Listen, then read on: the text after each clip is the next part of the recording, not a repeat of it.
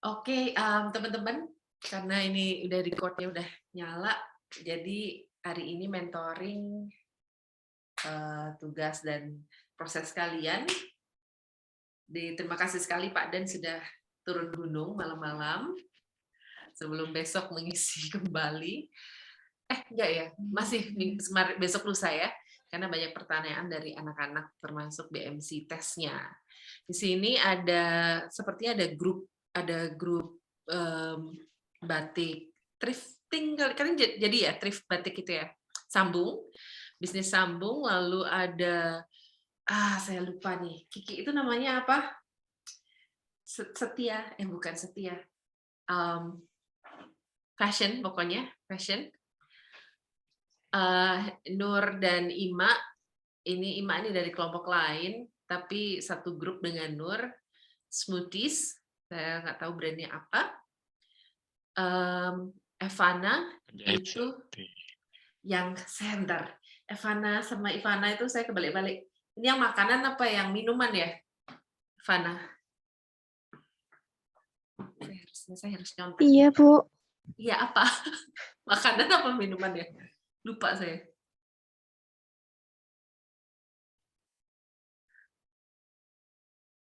Halo, Evana?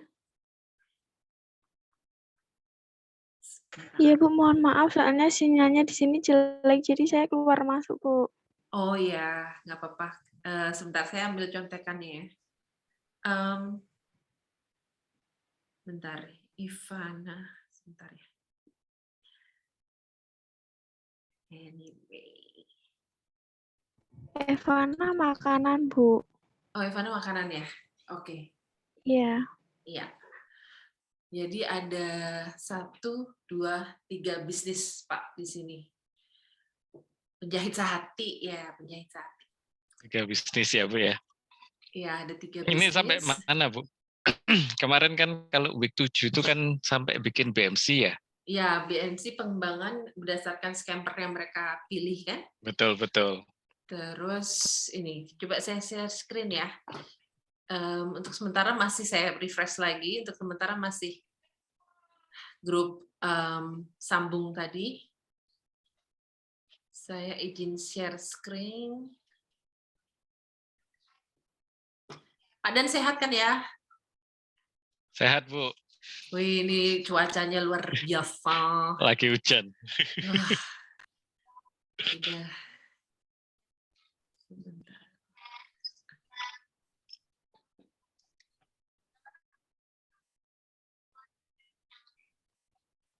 Share screen. Ya, di sini. Ini berarti paling nggak anak-anak sudah punya, kalau semua scamper dilakukan sudah punya 7 ya teman-teman ya? 7 BMC ya?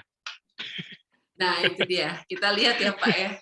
Karena ternyata yang saya, ini nanti coba teman-teman ya, maksudnya kalau tidak jelas itu langsung ditanyakan gitu. Kemungkinan nanti kalau malu bertanya sesat di jalan. Sesat di jalan. Ketinggalan kereta. Ya, jadi week 7 membuat beberapa BMC pengembangan, yaitu setidaknya 7 ya. Dan ada bisnis model tervalidasi lingkup kelas. Nah, ini yang untuk BMC tesnya. Kalau yang di week 7 ini semestinya sudah mengerucut jadi 3 Bu. Oh, 3 ya. Jadi kan kemarin kan teman-teman bikin value proposition-nya berdasarkan scamper. Jadi ada substitute, macam-macam itu ya. Nah dari bikin 7 itu kan kita lihat kira-kira yang mana yang paling punya potensi. Ada, gitu. Tadi ya ada desirability, visibility. Iya. Ini jadi kalau ini misalnya nomor alternatif BMC 1, ini kan produk sambung, ini apa ya? Monggo teman-teman, Amikan dan Rosi. Cerita yuk. Halo Pak, suara saya masuk ya Pak? Bu? Masuk, aman. Soalnya tadi keluar sendiri. Iya, jadi sebelumnya selamat malam Pak Daniel dan Bu Winta dan teman-teman. Ya, jadi merek brand atau brand kami itu Sambung. dengan tulisan Samboeng yang maknanya karena kami menyambungkan antara thrift dan juga kain batik menjadi suatu inovasi untuk problem yang kita ambil seperti yang tertera pada layar. Jadi stereotip masyarakat Indonesia terhadap batik itu masih terkesan kuno. Dalam artian mungkin sekarang udah mulai banyak, tapi masih bisa dihitung jari. Dalam artian kayak hanya beberapa saja anak muda yang menggunakan batik untuk kegiatan sehari-hari. Jadi nggak cuma untuk acara formal atau hari-hari tertentu saja gitu. Nah, dari sini kami ingin mengangkat batik, terutama batik Jogja, agar bisa digunakan untuk kegiatan sehari-hari, kayak contohnya perkuliahan dan juga mungkin acara sekolah, atau lagi hangout sama teman-teman, pakainya batik gitu, ada aksen batiknya setidaknya. Gitu, Pak. Oke. Begitu, Pak. Itu sambung, Pak. Ini berarti kalau kita berkaca kepada produk yang sudah ada, seperti brandnya Glenn Aliensky ya. Teman-teman pernah tahu nggak?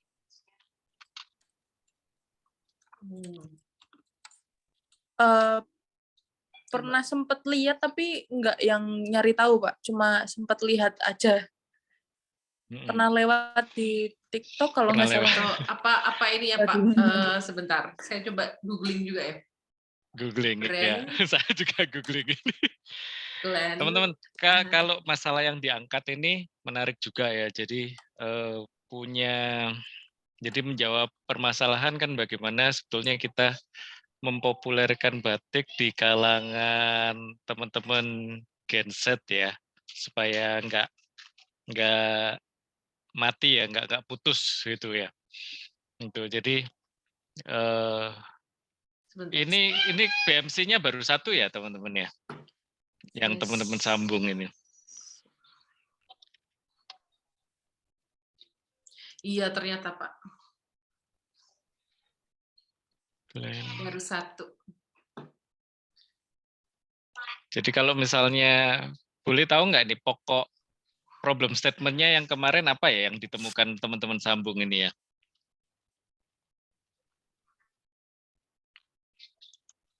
Pokoknya problem statement-nya tetap stereotip, bukan tetap sih Pak, yaitu stereotip masyarakat terhadap batik yang dalam tanda kutip kuno gitu Pak. Jadi bagaimana sambung memberikan jadi customer segmen kalian siapa nih? Anak muda ya berarti ya secara khusus ya? Iya Pak, mahasiswa pelajar usia 15 atau 16 ya. Sampai ya usia perkuliahan, tapi bisa digunakan untuk di atas itu juga. Ini brandnya Aliensky Brother. Oke. Gitu. Jadi Aliensky Brother ini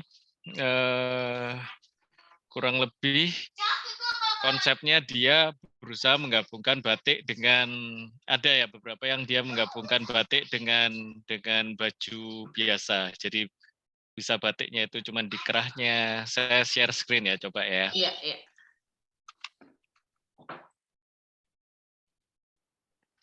Nih teman-teman. Bisa lihat enggak? Ya, bisa. Jadi, tapi ini bintangnya ini dari batik juga. Gitu. Nah, ini kan solusi yang sudah ada. Kira-kira teman-teman ini dari solusi-solusi yang ada kan kayak kemarin kita mulai kan kita punya problem statement, terus kita cek kira-kira solusi yang udah ada di pasar gimana. Nah, ini semestinya kalau kalian berangkat dari problem statement itu, ini semestinya akan muncul di radar kalian. Dan kalau kita lihat sekarang di TikTok, di Instagram, itu banyak orang-orang yang menawarkan solusi kurang lebih mirip-mirip gitu. Karena kita mungkin punya kekhawatiran yang sama ya. Kalau orang muda ini gimana ya, kalau nanti suatu saat mereka menganggap batik ini suatu yang kuno, suatu yang nggak relevan dipakai sehari-hari. Nah itu kan biasanya jadi permasalahan. Nah Nah, disitulah fungsinya scamper semestinya. Jadi dari solusi yang sudah ada, kira-kira teman-teman apa yang mau disubstitut? Mana yang mau di-adapt? Mana yang mau di-combine? Itu. Jadi kita lihat dari solusi semuanya, kita juga sudah punya solusi, kira-kira mana yang mau kita otak-atik, kita bikin modifikasi. Itu. Kalau dari batik, oke tadi dari sambung ini kan sudah menawarkan satu solusi. Punya bayangan nggak teman-teman sambung? Itu batiknya mau diapain? Sudah, Pak. Untuk Fashion prototipe sehari-hari ya. pertama kita masih mirip ini sih, Pak, mirip yang tadi Bapak perlihatkan, tapi dengan gaya yang estetik. Estetik dalam artian tren baju anak-anak zaman sekarang. Kalau yang seperti itu kan mungkin terlalu basic ya, Pak, kayak cuma ditempel Iya, iya. tanpa ada perintilan alias aksesoris lainnya gitu. Nah, kami mencoba mencari di Pinterest. Jadi ini apa ya, kayak model fashion yang ada talinya, terus habis itu ada klip untuk kayak di tas, di backpack itu loh, Pak. Sebagai aksesoris tambahan kayak gitu-gitu. Jadi Sama kami juga ini sih, Pak. Nanti kalau misalkan ke depannya ada peminatnya, akan ada custom jadi nanti bentuk dari si batiknya ini bisa custom sesuai dengan apa yang mereka mau, dengan tentunya harga yang disesuaikan sesuai jasa yang kita pakai gitu, Pak. Jadi kan solusi kalian mungkin kalian akan mencoba mengadaptasikan beberapa ini ya, mengadaptasikan batik dengan, kalau kita ngomong scamper ya, berarti kalian akan mencoba mengadaptasikan batik dengan produk-produk yang mereka bisa pakai sehari-hari ya.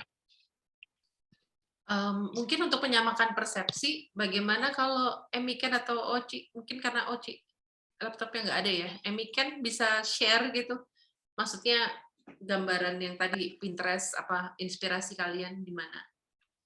Nah, seperti boleh. Saya nanti masing-masing punya ininya sendiri nih. Kan Ya, itu punya ngefek banget. Persepsi sendiri, betul, Bu. Iya kan, kita nggak tahu kan fashionnya itu couture atau bisa bisa diproduksi banyak, kan itu nanti ngaruh ke BMC-nya ya. Emiken bisakah? Bentar Bu, bentar. Saya cari dulu. Oke. Jadi teman-teman iya, Bu. ini. Oh, mari Pak, moga Pak. Jadi apa namanya? Ini kan semestinya semoga ya kalian bisa menemukan lebih dari satu alternatif gitu, karena belum tentu apa yang di kepala kita itu yang pertama kali itu belum tentu nanti yang jalan. Saya banyak ketemu teman-teman yang punya project, ternyata apa yang mereka jalankan yang berhasil itu justru alternatifnya, bukan hipotesa yang pertama. Jadi setelah mereka memodifikasi ide awal, itu makanya mumpung kita masih belajar bersama-sama, ayo keluarkan ide-ide gila kalian gitu. Jadi misalnya tadi batik itu kan menarik. Batik itu bisa jadi lifestyle juga, bisa di produk-produk seperti itu. Yang saya temukan sehari-hari, batik itu baru dimodif, diadapt sebagai tempelan. Kalau saya lihat ya, jadi kayak produk-produk yang tadi Aliansky Brother, itu mereka hanya memakai batik sebagai tempelan. Hanya sebagian kecil dari baju itu yang ada batiknya gitu. Nah, kalian lebih berani coba misalnya put to another use. Batik yang biasanya dipakai sebagai baju, apakah bisa dipakai sebagai jasnya, sebagai outer. Batik itu kan selama ini kan hanya dipakai sebagai pakaian utamanya ya. Apakah sebagai outer bisa? Itu namanya put to another use. Apakah batik bisa dipakai sebagai dasi? Nah, itu kan kita mulai menemukan kegunaan-kegunaan lain dari batik. Itu. Jadi ayo kita berpikir segila mungkin, mumpung masih kuliah, belum ada resiko kalau mikir gila dianggap nanti salah, kita kan sama-sama belajar, berpikir luas itu. Itu Oci ada bertanya, bagaimana Ci? Iya Pak, kan kami juga ada ide untuk, kan kami beli kain batiknya meteran ya Pak, pasti ada sisanya juga karena bentuk yang kami adaptasi ke bajunya nanti, yang kami pakai ke bajunya itu nggak cuma kotak, jadi pasti ada kain sisanya. Nah itu kami sempat berpikir untuk menjadikan kain sisanya itu sebagai kayak scrunchie atau hal-hal yang bisa dipakai seiringan sama bajunya. Jadi kayak sepaket sama bajunya sebagai gift gitu. Tapi tidak dijual. Jadi kain sisanya hanya sebagai gift saja gitu, Pak. Ya, menarik tuh. Jadi bisa jadi kan sudah mulai ada keluar 2 BMC kan berarti. Satunya batik sebagai apa tadi? Berarti kayak aksesoris ya, Core-nya. scrunchie dan sebagainya itu ya. Satunya lagi batik sebagai tadi yang Pinterest sudah dapat nggak yang kalian cari itu? Saya penasaran sama ide kalian ini batiknya diapain mestinya. Tapi semestinya dari situ akan ketemu dua BMC. Katakanlah batik sebagai aksesoris dan batik sebagai apa namanya tadi pakaian ya, sebagai aparel. Ada 2. Pasti akan keluar value proposition yang berbeda juga. Gitu. Kalau yang dari value proposition atau blok-blok BMC, teman-teman udah katam semua ya? Sudah mengerti semuakah? Nah, teman-teman mohon jujur ya di sini kalau misalnya belum mengerti, tolong ini apa namanya harus bilang gitu. Kalau enggak nanti ya ngejam aja terus gitu ya. Nanti kalian terpelosok ke tebing yang satunya lagi. Bukan ke Dibantu yang puncak tadi gunung. aja, Bu. Apa namanya? Share screen ya. Yang BFC yang tadi itu. Oke. Ini ya, kita belajar sama-sama aja dari BMC ini ya. Jadi teman-teman disambung, deskripsi problemnya masih ini ya, kami membuat bisnis yang menggabungkan tren zaman sekarang dengan kain batik yang menjadi produk yang fashionable. Jadi mungkin kalau dibuat lebih singkat, sambung memberikan solusi untuk customer segment yang fashionable, tapi ini thriftingnya ini nggak masuk, Pak. iya. Terlalu umum ya. Ini thriftingnya nggak masuk ya, teman-teman. Iya, thriftingnya kok belum masuk. Thrifting itu kan memanfaatkan barang-barang yang ini kan Bu ya, kalau nggak Iya, salah ya. yang Barang-barang yang sudah pernah dipakai kan ya. iya second hand. Coba monggo Oci, Gitu kah? kan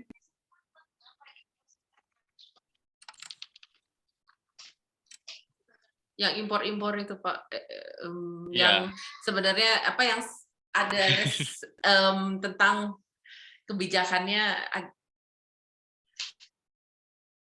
ada apa berkembang begitu kebijakannya. Ayo Emiken dan Oci, monggo. Ya Bu, kenapa Bu putus-putus? Ini Emiken juga coba ya. Ini thrift-nya di Ya. mana ya di problem statement ini? Nggak. Oh itu Bu, kayaknya kami terlalu fokus ke batik jadi kayak lupa thrift. Nggak apa-apa. Jadi misalnya mau batiknya aja nggak apa-apa sih ini.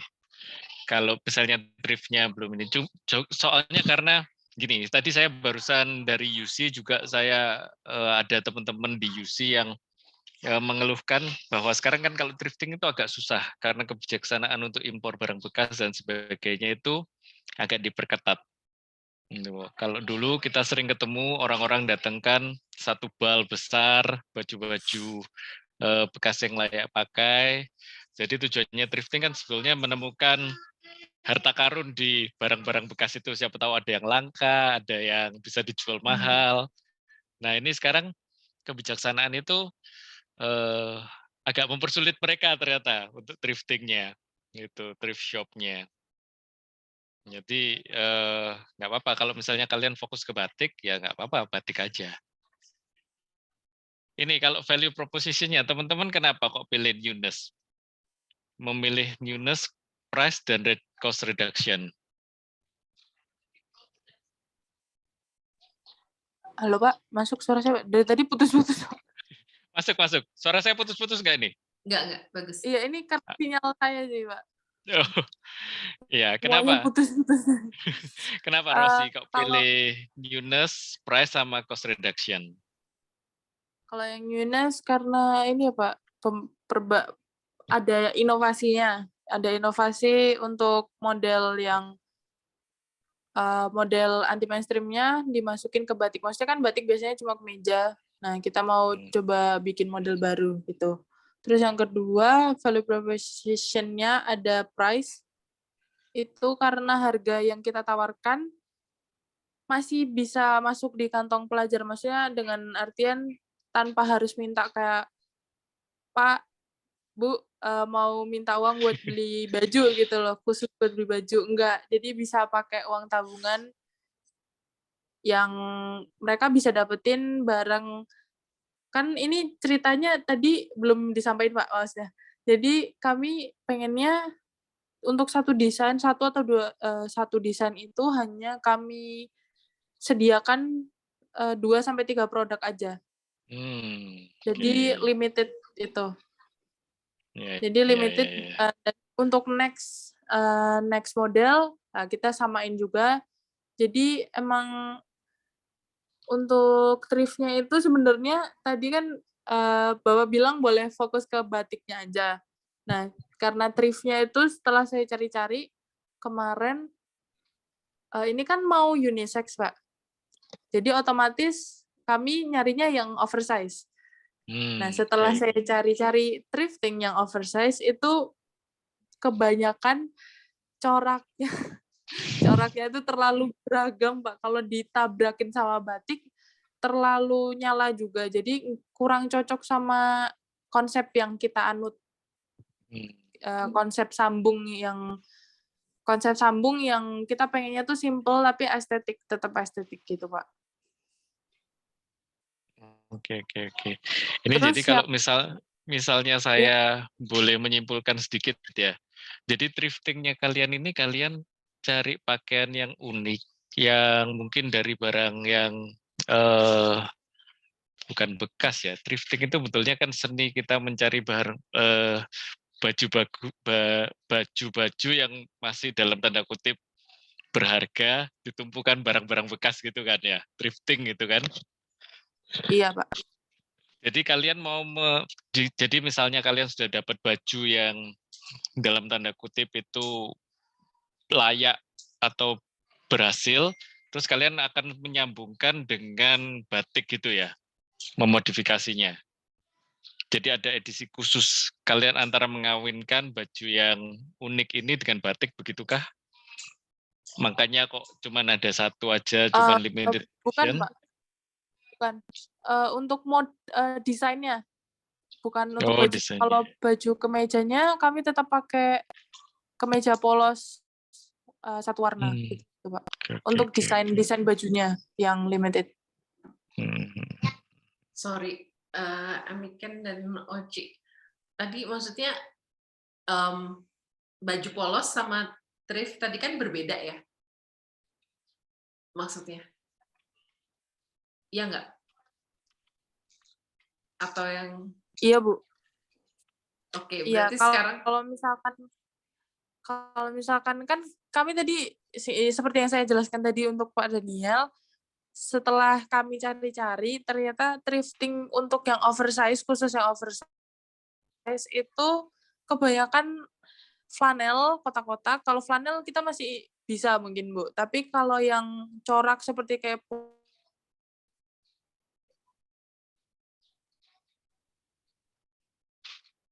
hilang. Amiken boleh ditambahin itu mungkin? Ya, jadi kalau kayak kata Oci tadi, kan kami udah survei di Shopee gitu.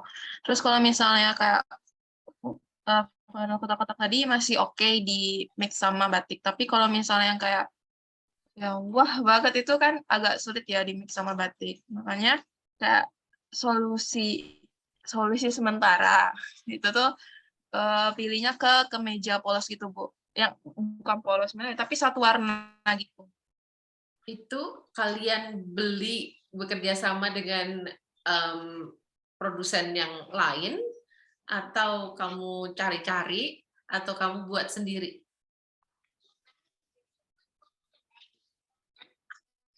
Baju polos Yang tadi, mananya, Bu, baju kemejanya? polos, iya kemeja polos. Sejauh ini, Bu, sejauh ini masih ke Shopee gitu. Oh, berarti oke itu beda cerita ya. Terus tadi Pak, dan saya boleh nanya juga ya ke teman-teman ini, penasaran kalau Boleh. tadi kan ngomongin tentang limited edition ya. Tadi saya taruh di kolom chat gitu. Apakah kalian sudah mempelajari positif negatifnya limited edition? Dalam arti kan itu berarti apa ya, kalau misalnya desainnya berbeda, ada learning curve yang berbeda begitu. Kan kita kalau misalnya bikin satu model, mungkin penjahitnya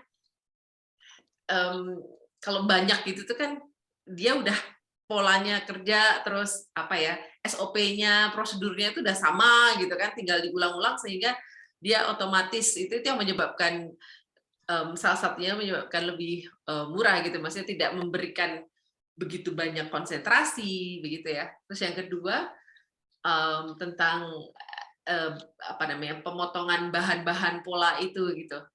Kalian udah survei ke penjahit belum caranya bagaimana mereka membuat atau mengatur pola di bahan gitu? Tadi tuh saya tuh baru survei kain doang sih, Bu. Tapi kan kain setelah survei itu saya bingung. Jadi kan batik itu kan ada bidang kecil sama bidang besar ya. Nah, saya tuh bingung kalau menggabungkan meja polos sama batik bidang besar dan bidang kecil. Nah, hasilnya tuh seperti apa. Jadi fokus saya tuh tadi cuma survei kain. Padahal rencananya kan emang penjahit sama kain. Jadi baru besok sih, Bu, survei penjahitnya. Gitu sih. Oke. Kalau tadi saya waktu dengar thrifting dan batik digabungkan, itu bayangan saya ya. Bayangan saya adalah kalian akan berburu batik-batik kuno. Iya, Yang di rawasan. Jogja kan pasti banyak ya. Batik-batik kuno mungkin model-model yang sudah nggak in juga. Kalian akan menyambung nyawa batik itu gitu loh. Tadi bayangan saya sih. Iya. Makanya waktu kalian ngomong thrifting batik itu memang ada beberapa teman-teman kita yang bule itu mereka kalau teman-teman saya kalau main ke Jogja itu mereka justru cari batik-batik encim yang batik-batik model encim, kebaya encim yang lama-lama yang memang sudah nggak dipakai. Apa yang mereka lakukan dengan itu mereka itu modif kembali supaya menjadi kekinian untuk dipakai sekarang. Itu yang dilakukan teman-teman bule biasanya. Gitu. Itu yang makanya tadi saya waktu ngomong thrifting batik, itu bayangan saya kalian itu value-nya adalah gimana kalian bisa melihat satu batik yang mungkin udah nggak dipakai, punya nenek kita, punya kakek kita, baju-baju yang lawas yang sudah lama, tapi kalian bisa memberikan sentuhan-sentuhan modern itu. Jadi kalau kalian lihat di Pinterest, lihat di Google itu orang itu banyak yang bermain dengan itu. Jadi mereka kayak cari harta karun di Jogja. Teman-teman kan di Jogja ini pasti banyak banget yang namanya batik yang mungkin sudah nggak ngetren lagi modelnya. Tapi itu gimana? Makanya kan thrifting dan batik. Tadi itu bayangan saya itu, Bu Winta. Iya, saya juga. Gitu. Gitu. Jadi gimana kalian tuh berburu batik-batik lama, kain-kain lama untuk kalian segarkan kembali supaya sesuai dengan pantas lah dipakai saat ini. Tadi itu bayangan saya itu sih mestinya. Gitu. Batik lawasan ya. Kadang-kadang tuh juga sampai pergi ke desa-desa beli dari simbok-simbok. Iya.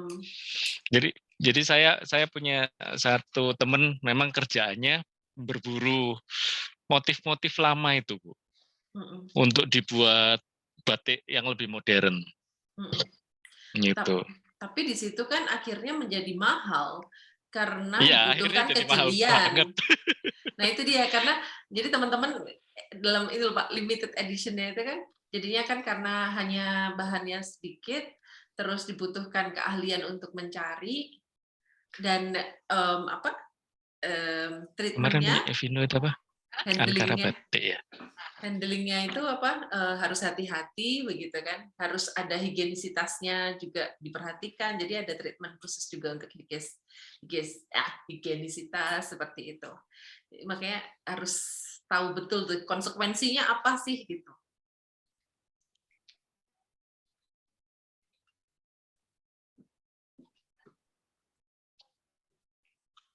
Ada tanggapan nggak teman-teman?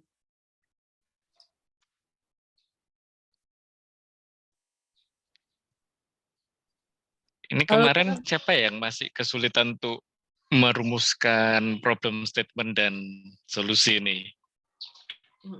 Atau kita mau ini, teman-teman gimana Mas? Apakah kita perlu buka itu dulu atau gimana supaya ini lancar? Itu minggu ke-6 ya? Ya, minggu ke-6. Coba kita lihat.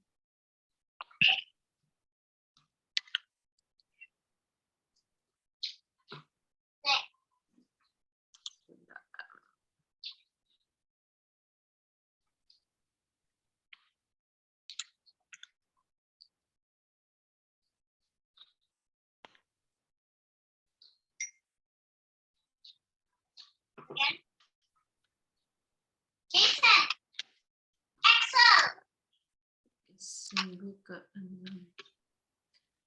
Adakah yang revisi?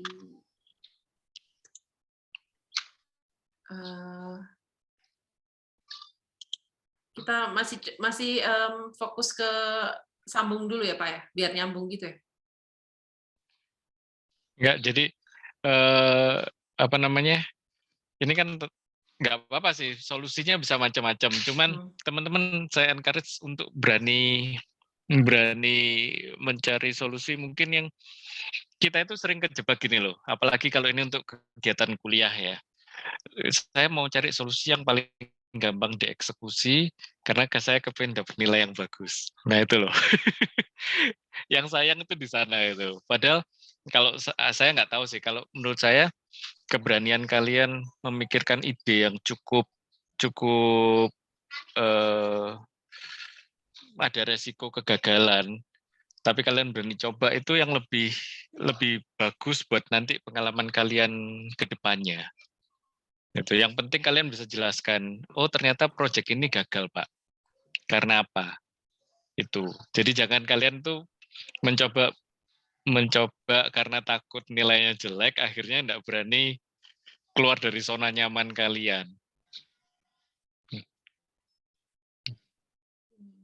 Akhirnya nanti kayak tadi waktu Bu Wina bicara tentang thrift dan batik, Bu Winta tadi kan tulis thriftnya mana. Nah itu kan sesuatu yang kalau misalnya mulai awal itu sudah sesuatu yang menarik, ayo diterusin meskipun kelihatannya agak susah.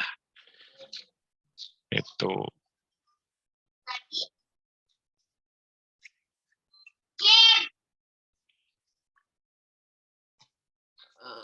Selain batik, apalagi Bu? Ada, ini siapa lagi ya? Elsa. Atau siapa? Tadi tuh yang udah tuh Nur ya, tapi bentar, ada sudah ngumpulin belum nih?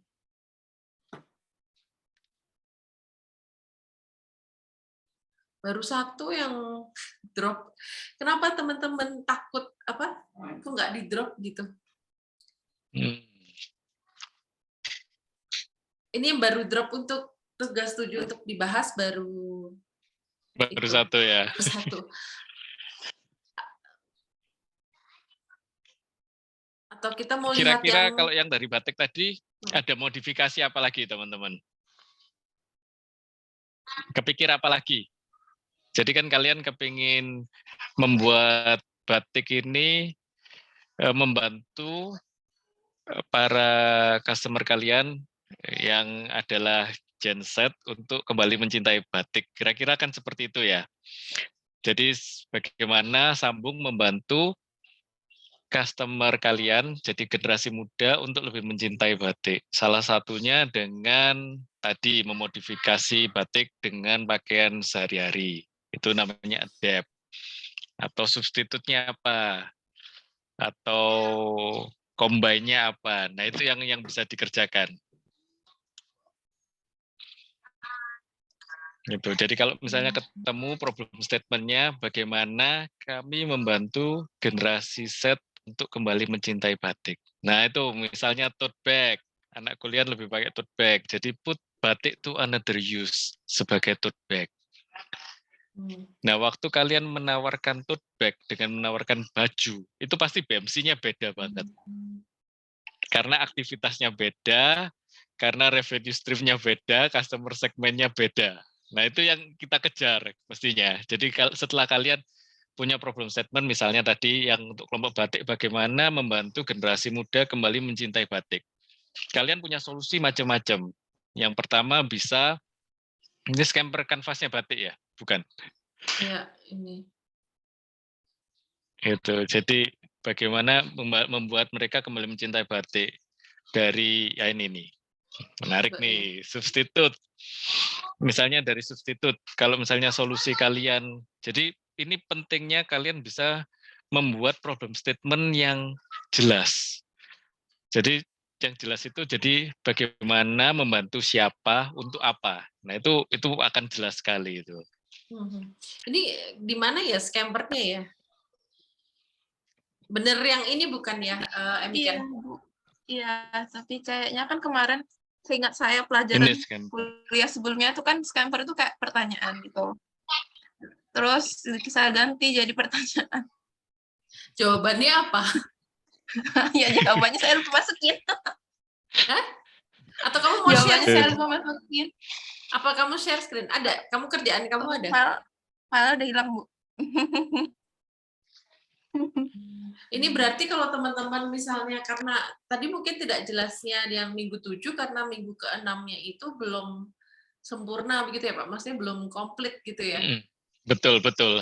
Jadi kalau misalnya kita bisa membuat satu problem statement yang jelas, ini kan kalau yang contohnya batik ya, bagaimana tadi saya mencoba membuat problem statement-nya dari ceritanya teman-teman kan bagaimana kalian bisa membantu anak muda. Tadi kalau dari umur yang ditulis itu kan umur 15 sampai sekian untuk kembali mencintai batik. Bisa dengan solusinya apa? Kalau sekarang kan solusinya bisa substitut. Apa yang bisa digantikan oleh batik? Jadi yang biasanya mereka pakai itu apa yang bisa digantikan, atau kalau misalnya dari batik apa yang bisa diganti dari sebuah batik? Apakah bahannya mungkin yang bagi mereka itu terlalu tua, itu apa kira-kira yang bisa digantikan? Combine. Adapt itu tadi lebih ke arah yang kita lihat solusi-solusi yang sudah diberikan, solusi yang ada itu kebanyakan ke arah adapt. Mereka berusaha mengadaptasi batik dengan baju-baju yang casual, yang sehari-hari. Kemudian modify itu menggabungkan atau membesarkan.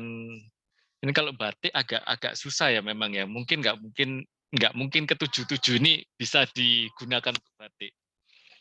Itu put to another use ini juga bisa tadi dari yang scrunchie, kemudian kalau batik yang biasanya hanya digunakan untuk pakaian, aparel, digunakan untuk yang hal lain. Misalnya tas atau pita rambut, itu juga bisa. Gitu.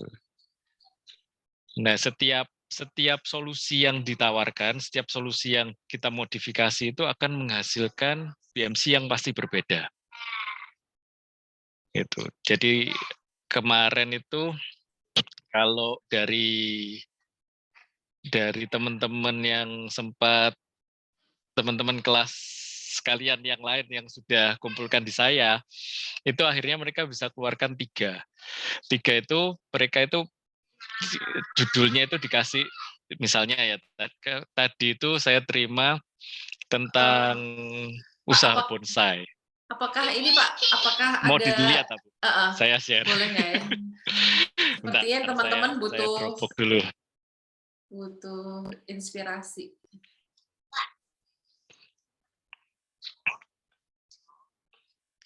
Tadi itu misalnya sebenarnya bisa sih Pak yang modify kan, itu kan antara magnify atau minimize. Nah kalau misalnya Betul. minimize itu misalnya batiknya itu dia menjadi satu aksen yang bold gitu ya, tetap misalnya pelisirannya atau garis diagonal atau apa begitu. Sedangkan kalau magnify dia menjadi apa namanya prosentasenya lebih besar gitu misalnya. Itu juga bisa. Bisa juga Bu. Bentar, ini saya share-nya ke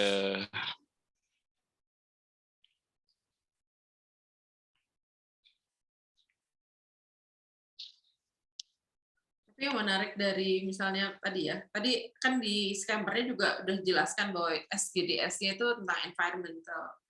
Jadi itu yang menjadi keunikan ya, base-nya dari bisnis kalian. Terus dan edukasi ya, batik itu banyak macamnya kan, dan saya aja nggak bisa di luar kepala tahu artinya ya. Batik itu kan nitik ya, jadi itu masalah tentang saat membatik itu, karena saya dulu pernah mempraktekkan juga ya, ikut les batik. Nah itu tuh satu goresan itu tuh sebenarnya satu tarikan nafas, karena itu doa dengan hati-hati. Ada taruntum, itu tuh artinya adalah harapan diciptakan oleh selir dari raja. Jadi nggak pernah ada masing-masing ada cerita nostalgianya sendiri gitu. Jadi rajanya nggak pernah mengunjungi beliau, akhirnya beliau membatik namanya taruntum. Nah itu malah jadi satu karya seni. Terus udan miris, banyak sekali ya, ada filosofinya seperti itu. Nah itu yang tidak diketahui mungkin. saya izin share screen ya Bu ya. Ya. Teman-teman, ini salah satu contoh thrifting batik. Jadi ada orang yang memang mereka itu berburu batik bekas ya, untuk dijual kembali. Ini thrifting batik. Nah, barang-barang seperti ini yang dibeli oleh teman-teman saya yang bule itu untuk dimodif. Gitu. Jadi Dan ini modelnya ternyata sama. ini laku di luar negeri. Gitu, ini adalah thrifting batik. Jadi dia berusaha cari baju, ini kan modelnya udah kuno, udah lama, udah nggak dipakai. Gitu. Ini yang terus mereka beli, mereka tambahkan value added, kemudian mereka jual lagi. Nah, tadi bayangan saya waktu teman-teman share itu adalah ini, gitu. Ini adalah thrifting batik. Jadi bukan mereka itu cari baju-baju yang flanel atau apa, tapi murni mereka cari harta karun itu. Jadi batik kita itu ternyata meskipun lama, lawas, itu kayak tadi Bu Winta cerita punya satu filosofi yang mereka bisa jual. Itu thrifting batik. Ini saya coba share tugas-tugas teman-teman yang sudah share ke saya ya. Nah, ini salah satunya. Jadi waktu ini tentang bonsai ya. Substitut itu kalau bonsai biasanya mereka pakai pohon tertentu, ini mereka mencoba untuk membuat dari jenis-jenis yang lain. Terus kemudian ada combine, ada adapt. Teman-teman bisa baca. Jadi kalau problem statement-nya itu bisa terlihat, semestinya di Scamper ini kalian juga bisa melihat suatu alternatif solusi yang lain. Nah, dari 7 ini yang mereka buat, ternyata saya bilang, batik nggak mungkin ini bisa. Nggak mungkin kita memaksakan misalnya substitut pada batik. Ya itu, jadi akhirnya mereka cuma memilih 3 aja. Mereka memilih 3, jadi misalnya ini ya, bentar. Nah ini BMC dengan substitut. Ini tentunya beda dengan BMC dengan yang berikutnya ini dia dengan modify. Pak, boleh digede zoom sedikit lagi nggak, Pak? Diapain? Di zoom apa digedein Oh, sedikit boleh? terlalu kecil ya. Sebentar. 90 mungkin ya. Nah, Ya, Mas. Terima kasih.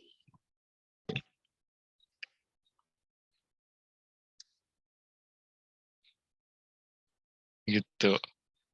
Ini kemarin teman-teman kelas 11 justruan yang kelas AE maksa untuk bikin satu Google Meet untuk ngisi ini. Saya open loh teman-teman, kalau kalian mau tinggal WA aja. Pak Daniel, bisa nggak? Ayo kita ketemuan Google Meet sama-sama. Saya open banget gitu. Ini salah satunya. Jadi dari scamper tadi, mestinya kan kalian punya 7 alternatif yang week 6 ya. Week 6 itu kalian punya semestinya 7 alternatif. Nah, dari 7 alternatif itu saya tahu pasti nggak mungkin semuanya masuk akal. Karena itu kan kita memang dipaksa untuk kreatif. Ada mungkin yang kreatif berlebihan itu mungkin kita bisa hilangkan. Nah, dari 7 itu diambil 3 lagi, teman-teman. Kalau ini teman kalian pilih substitut, kemudian magnify, ini, dan dia pilih lagi, satunya lagi, put to another use. Itu. Nah, dari 3 BMC ini, di ranking, kira-kira secara, ini ya, secara, tadi ya judul BMC-nya ditulis 1, 2, 3, deskripsi solusinya apa, kemudian desirability-nya bagaimana. Jadi belum tentu kalau tadi teman-teman punya solusi tertentu untuk batik, belum tentu solusi yang kalian pikirkan ini diingini masyarakat. Nah itu makanya ada desirability levelnya gimana. Ini kayaknya yang mereka bingung, Pak, dari yang menerjemahkan dari BMC. Misalnya mereka sudah dari, misalnya boleh diulang nggak, Pak? Misalnya tadi yang substitut itu. Ini Bu. Oke, nah apakah ini teman-teman apakah sudah paham bagaimana alur untuk mengisinya begitu? Apakah sudah paham atau belum ya? Ini harus jujur-jujuran loh teman-teman, jangan sampai malu kalau kacung gitu. Itu masalah hidup kalian. Ini kita sama-sama belajar, Ya. teman-teman nggak usah khawatir. Ini nggak ada penilaiannya kok. Teman-teman tanya, kalian mau WA saya, mau WA Bu Wita, monggo silakan. Oh, boleh, gitu. bolehkah ini Pak di apa namanya untuk satu ini apa alurnya gitu. Oke, kita tadi misalnya mulai dari deskripsi problem. Oke, jadi ini tuh bagusnya di mana begitu. Jadi teman-teman ya, nanti kalau misalnya punya solusi kalian itu kan merupakan value proposition yang kalian tawarkan untuk customer kalian ya. Nah, value proposition itu kan ada 7 kalau nggak salah ya. Ada newness, ada cost reduction, ada risk reduction, dan itu teman-teman udah paham belum dari 7 itu, 7 value proposition itu kira-kira teman-teman udah paham belum? Atau masih bingung? Kalau masih bingung yang di mana? Nanti saya cerita, saya dongeng nanti. Oke, mungkin karena di sini ada Kiki udah paham belum? Insya Allah udah. Tentang kalau gitu saya yang tanya ya, boleh nggak Kiki? Boleh. Value propositionmu apa Kiki? Dari solusi yang kamu tawarkan. Kiki ini projectnya apa, kemudian kira-kira value propositionnya apa? Mungkin kan usaha kami itu kan usaha penjahit ya Pak ya. Mungkin value proposition itu terkait desain sama piece sama neonis juga Pak. Gitu. Kamu penjahit, Misalnya kan penjahit apa nih? Penjahit yang saya datang ke kamu buatkan, atau kamu penjahit yang memproduksi secara massal? Ya secara massal juga bisa Pak, tapi kebanyakan itu customer datang ke kita gitu Pak. Yang secara massal ya berarti ya. Itu yang Iya. bisnis lamanya dia, Pak. Karena akan sangat berbeda sekali. Jadi kalau misalnya ya kita ngomong sama-sama penjahit, kalau begitu customer segmen kalian itu adalah orang yang datang di sana khusus untuk dibuatkan baju, saya mau pesta nih, tolong buatkan saya baju yang sesuai dengan tema. Itu berarti value proposition kalian adalah getting the job done atau customization. Ya, tapi kalau misalnya kalian adalah penjahit yang massal ya, kalian adalah penjahit yang massal, yang supaya bisa dapat murah, itu berarti kalian value proposition-nya adalah price. Jadi akan sangat berbeda sekali. Makanya perlu diperjelas, ini sesama penjahit ya. Misalnya solusinya kalian adalah penjahit, project kalian adalah penjahit. Itu setiap perbedaan value proposition akan berbeda. Jadi misalnya kalau tadi Kiki ini penjahit yang gimana Ki tadi? Boleh cerita nggak? Iya Pak. Jadi usaha ini kan usaha udah lama Pak, tapi belum bisa berkembang. Hanya sebatas dari omongan orang, terus dari ucapan-ucapan gitu. Terus melihat jahitannya gitu. Kadang kan orang bertanya-tanya. Nah, terus yang mau saya kembangin itu untuk pengembangan gitu Pak, untuk massal gitu Pak. Mungkin Keputus ya? kan untuk yang iya Pak. Saya putus-putus Pak, lagi krimis. Atau di chat aja deh. Kiki coba chat. Kiki ini penjahit yang seperti apa? Customer-nya Kiki siapa?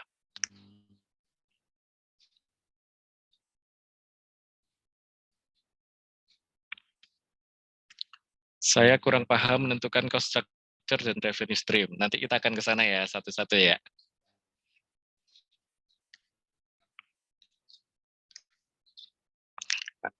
Atau siapa yang di sini proyeknya mau dibuat contoh untuk bikin PMC sama-sama?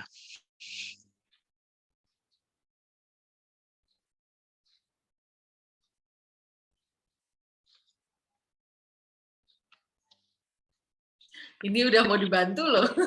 Siapa yang mau? Ayo, sama.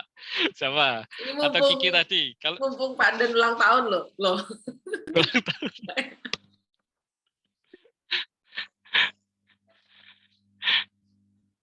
Itu karena gini, jadi misalnya kita ngomong penjahit tadi ya, kalau kita pakai kasusnya Ali. Ali ini panggilnya Kiki ya berarti ya. Kalau Kiki ini adalah seorang penjahit. Dikatakan value proposition-nya newness. Nah ini angkat tangannya Rossi. Gimana? Batik ya berarti ya. Dikatakan value proposition-nya newness. Kalau Rossi ini sama siapa? Sekelompok sama siapa? Sama Emikem ya?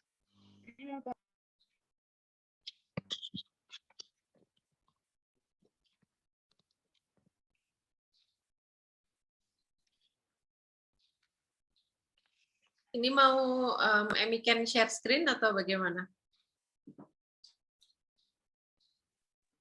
Share screen aku Bu. Kayaknya nggak bisa share screen ya Bu. Sinyal saya naik turun. Oh ya, oke. Sinyalnya naik turun ya. Ini berarti kalau mau Gini aja deh. mau bantu, berarti saya share screen yang week 6 atau week 7, Pak? Gak apa-apa, pakai yang week yang terakhir aja, Bu. Oh. Kita coba kerjakan sama-sama sebagai contoh. Sebentar. Jadi misalnya tadi problem statement-nya teman-teman adalah bagaimana membantu generasi Gen Z lebih mencintai batik.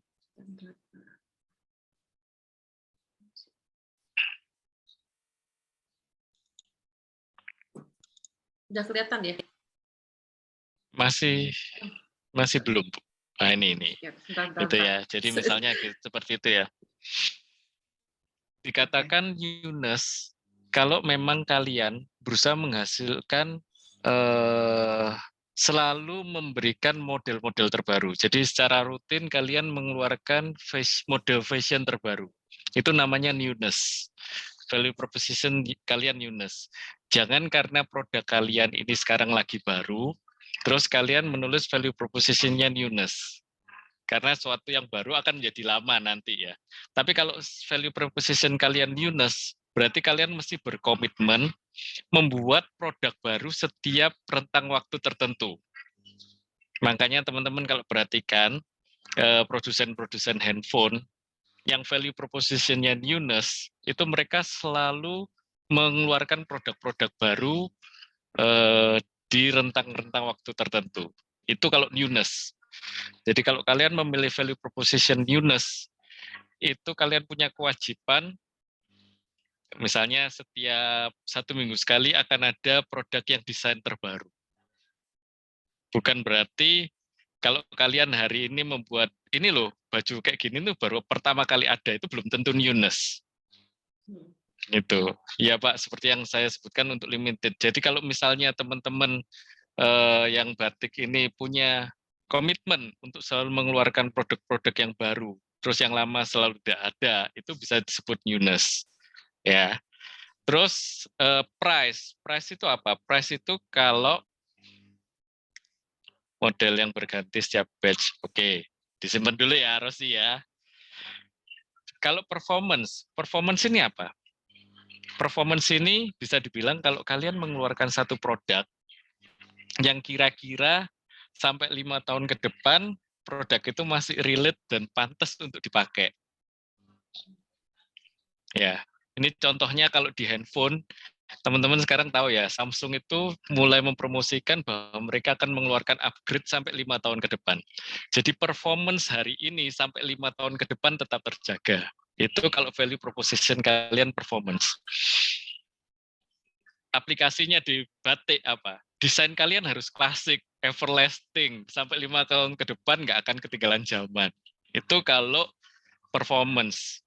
Jadi produk-produk kalian dipakai, dicari meskipun mahal nggak apa-apa, tapi yang beli ini tahu baju ini sampai 5 tahun ke depan akan tetap pantas untuk dipakai. Jadi ada kan produk-produk yang klasik, produk-produk yang performance value proposition-nya seperti merek-merek tas tertentu yang everlasting itu adalah performance. Itu value proposition performance. Berikutnya lagi adalah personalization. Personalization itu atau kita bisa sebutnya custom. Itu kalau kalian bisa membuatkan konsep yang bisa di custom. Jadi kalau yang dalam kasus batik ini, kalau misalnya kalian jual kain batiknya, kemudian kalian punya jasa untuk menjahitkan custom sesuai ukurannya, nah itu berarti itulah value proposition kalian. Itu. Status. Wah, kalau beli di kalian ini keren loh rasanya. Orang pasti tahu. Jadi misalnya ini biasanya status ini ada sambungannya sama performance. Jadi kalau kita lihat barang-barang yang performance, yang everlasting itu punya status yang cukup kuat juga.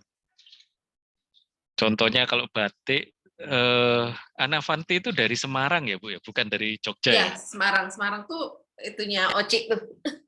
Ocik ya. Nah, batiknya Bunda Ana itu punya status, gitu.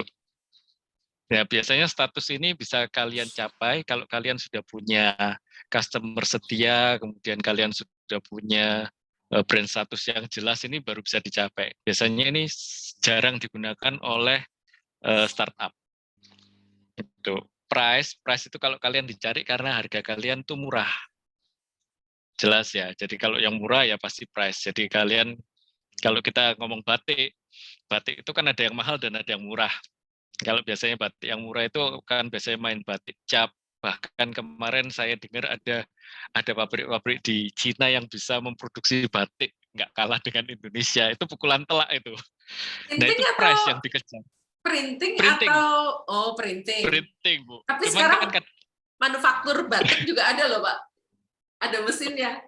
oh Jadi nggak ya. pakai tangan, jadi pakai mesin gitu. Muter tapi tetap cap. Nah, itu mungkin yang seperti itu mengejar price, teman-teman. Mengejar price, mengejar supaya murah. Kalau untuk murah harus apa? Harus mass production, harus ada economic of scope. Makanya BMC-nya pasti beda lagi dengan yang lain. Kalau risk reduction atau cost reduction itu kalau pakai barang kalian, mengurangi resiko. Ini biasanya kalau batik agak susah ya cari contohnya ya. Tapi misalnya ini adalah produk-produk apa ya, software atau cost reduction ini pokoknya kalau pakai produk kalian jatuhnya pasti nanti lebih murah. Ini biasanya kalau misalnya pakai software accounting tertentu ini lebih murah daripada kamu menggaji accounting gitu sih. Cuman kalau batik rasanya nggak mungkin cost reduction. Gitu. Terus ada risk reduction. Risk reduction ini kalau pakai produk kalian akan mengurangi resiko. Ini misalnya obat penurun kolesterol. Jadi obat ini mengurangi resiko kalian kena serangan jantung. Nah itu biasanya jarang juga di batik. Di batik nggak ketemu contohnya. Terus ada yang namanya accessibility. Accessibility ini bicara tentang misalnya tadi teman-teman batik menyediakan batik-batik yang langka, yang unik. Itu kalian jadi menyediakan akses untuk pembeli untuk dapat batik-batik yang langka. Saya nggak tahu sih di Jogja ada nggak tempat-tempat yang punya batik khas tertentu yang sulit didapatkan. Tapi setiap daerah tuh ada itunya sendiri ya. Kayak Kulon Progo ada motifnya sendiri, Gunung Kidul ada motifnya sendiri seperti itu. Ada nggak yang daerah itu susah dijangkau? Gunung Kidul itu misalnya gini ya, misalnya Gunung Kidul itu adalah suatu daerah yang susah dijangkau. Tapi teman-teman bisa menghadirkan batik dengan motif Gunung Kidul itu di kota Jogjanya, itu berarti kalian jualan accessibility. Gitu. Terus convenience, ya jelas ya, jadi convenience itu membuat produk yang nyaman untuk digunakan, convenience. Itu sih. Nah ini dari value proposition kalian ini menjawab yang mana? Ini sangat penting. Baru nanti yang lainnya akan bisa ketemu. Contoh ya, kalau kalian mengejar price, mengejar harga murah, customer segmennya pasti akan sesuai dengan segmen-segmen dengan kekuatan pembelian tertentu. Tapi kalau kalian ngejar status, customer segmen kalian pasti beda. Nah, customer segmen yang berbeda ini, channelnya berbeda. Katakanlah gini, kalau kalian mengejar status batik, jadi batik kalian mengejar status, harganya mahal, customer segmennya orang yang sudah punya uang, biasanya kalau orang yang sudah punya uang, sudah punya umur. Mereka sudah nggak main TikTok, nggak main Instagram. Jadi channel awareness-nya nggak mungkin Instagram. Tapi kalau kalian mengejar price, customer segmen kalian adalah orang anak-anak muda yang uang sakunya atau pekerja awal, orang yang baru lulus kuliah terus kerja, itu mereka biasanya akan masih main Instagram. Nah, jadi channelnya berbeda. Makanya tadi saya bilang harus ketemu dulu yang mana. Katakanlah tadi kalian punya scamper A ini satunya status, scamper B ini satunya di price. Dari situ aja customer segmennya udah pasti beda. Customer segmennya beda, channelnya beda. Itu. Jadi nanti coba teman-teman renungkan malam ini, berpikir gilalah, kira-kira solusi yang saya tawarkan apa? Bisa dimodif apa lagi ya? Itu. Terus tadi revenue stream tadi siapa yang masih bingung? Bentar, saya lihat chat ini. Elsa itu kalau nggak salah salad salad dan sandwich buah gitu. Salad dan sandwich buah. Revenue stream ini macam-macam ya. Jadi revenue stream itu basicnya adalah gimana kalian dapat duitnya. Duitnya dapat dari mana gitu ya. Revenue stream itu jadi bisa aset sales. Jadi kalau kalian menjual sesuatu barang, itu aset sales. Ada, kalau di sini semua menjual barang ya, nggak ada yang menyewakan atau jasa, ada nggak? Nah, saya tertarik ini, revenue stream-nya ditulis advertising. Kenapa ya?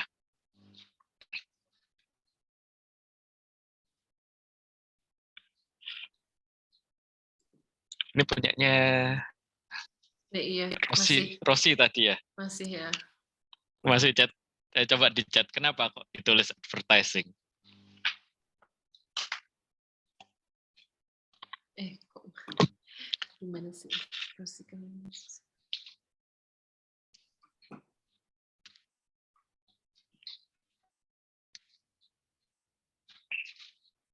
Oci atau Emiken?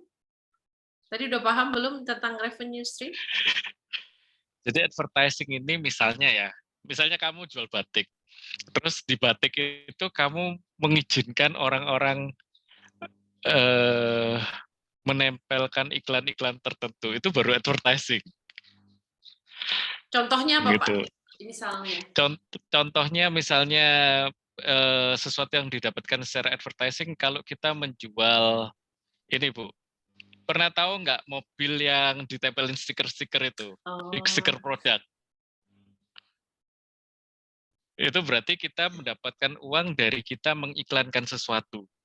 Advertising, jadi iklan gitu. Jadi benar-benar kita mengiklankan sesuatu. Atau kalau kita punya rumah yang kita izinkan mereka untuk mengecat sesuatu di rumah kita, produk-produk tertentu, itu advertising. Atau kalau kalian punya, saya ada pengalaman, jadi ada tempat cuci mobil yang cukup ramai di Surabaya.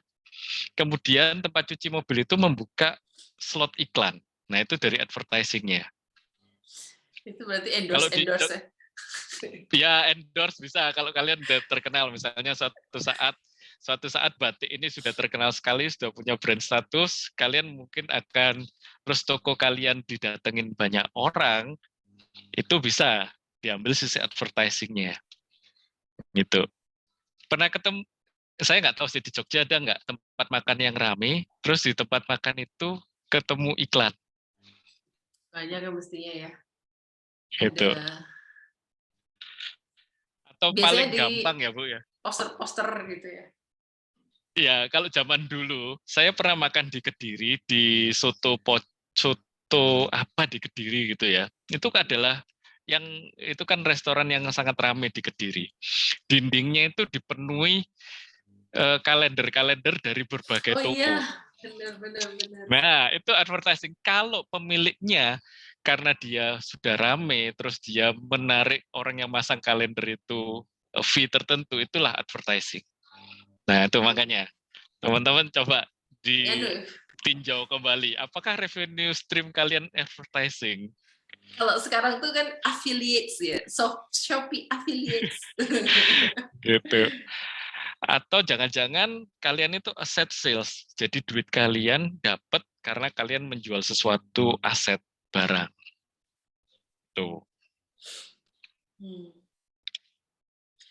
Ini tuh berarti hikmahnya adalah kita tuh jangan males dan jangan takut untuk baca ulang ya. Dan belajar, tambahan belajar. Gitu. Saya dulu juga awalnya belajar BMC ini butuh waktu banyak, baca lagi. Gitu. Jadi yang mana sih?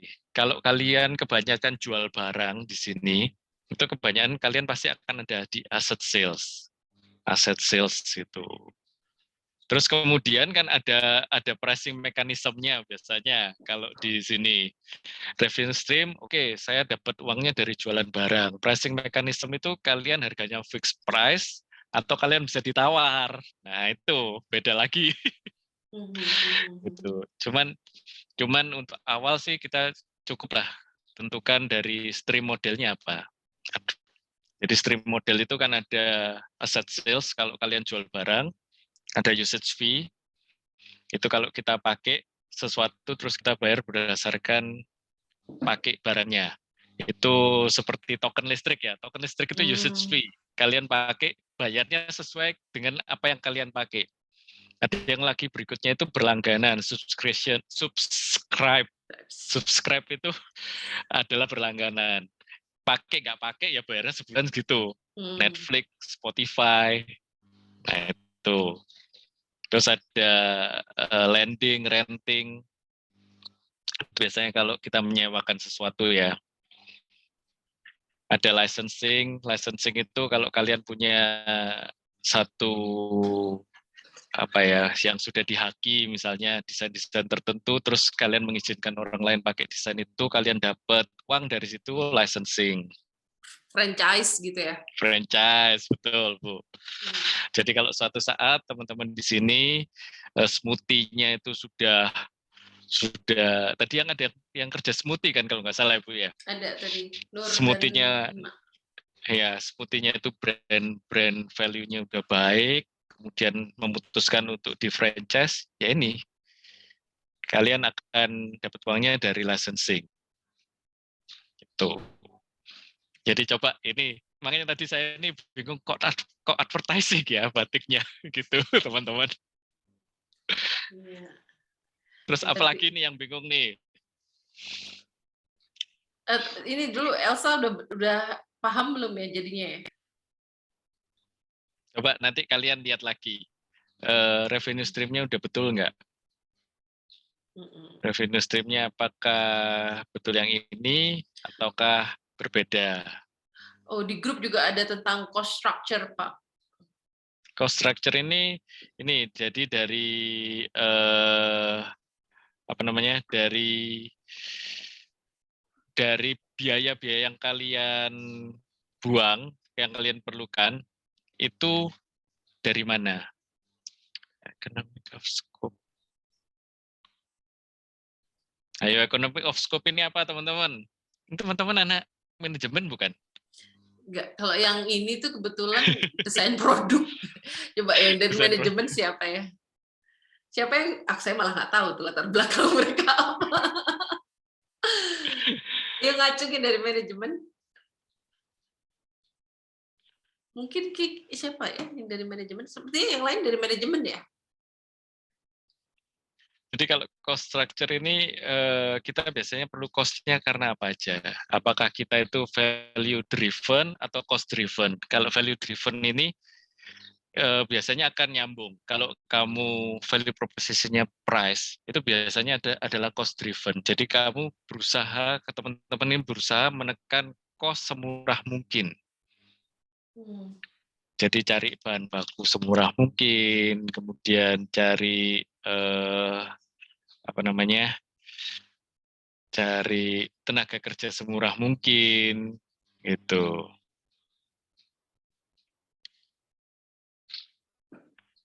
Siap. Ini kok ditulis economic of scope, kenapa ya? Tahu nih. Emiken ya? Siapa nih yang masih? Kenapa Emiken?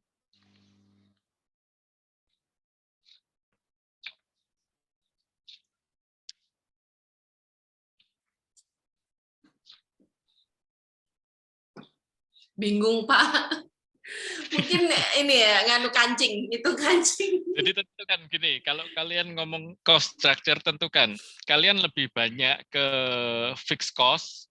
Fixed cost itu struktur pembiayaan kalian itu lebih banyak ke fixed cost. Ini contohnya kalau teman-teman punya apa ya, punya toko lebih besar. Jadi gini, fixed cost-nya apa? Kalau kalian punya toko berarti gaji bulanan karyawan kalian. Itu akan termasuk di situ. Kemudian kalau variable cost itu kan biaya yang kalian keluarkan sebanding dengan jumlah produksi barangnya. Kalau economic of scope itu kan economic of scope itu semestinya kalau kalian punya perusahaan, kalau semakin banyak aktivitasnya, itu cost-nya semakin rendah. Nggak apa ya contohnya ya? Ya, contohnya tadi misalnya penjahit tadi mungkin atau penjahit sehati. Penjahit sehati. Ini contohnya, ini saya bisa jelasin pakai contoh saya ya Bu ya. Oke. Jadi saya ini kalau kerja, saya punya bagian yang jualan bahan makanan, Mhm. ada juga saya yang jualan pupuk, ada juga yang ekspedisi. Kalau pegawai saya itu jumlahnya tetap, tapi saya punya 3 bidang usaha ini, berarti saya melakukan economic of scope. Jadi infrastruktur saya sama, tapi kegiatannya banyak. Dan Padat karya Bu. oh, Istilahnya padat karya. tapi itu saling bersinggungan kan Pak? Maksudnya dalam Bapak apa tadi pupuk, lalu bahan makanan kan juga membutuhkan ekspedisi. Jadi saling bersinggungan. Iya, ini jadi misalnya